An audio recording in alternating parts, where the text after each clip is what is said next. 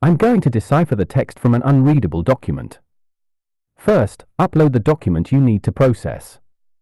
Here, I'm selecting this faded, unreadable cursive letter.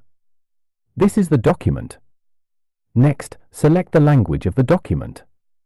You can also manage languages with support for 200+ languages. Now I'm processing the document. This may take a little time. Alright, it's done. Here, I have the deciphered text from the document, and it is 99% accurate.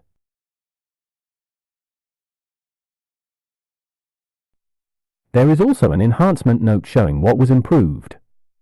If needed, we can translate the text into another language as well. Here is the translated text. Finally, we can save this to a collection.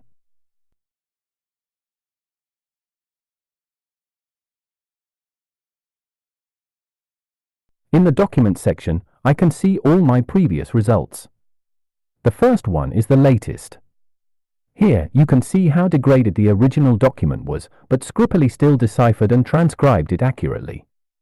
That's all. You can try Scripily yourself and see how it works.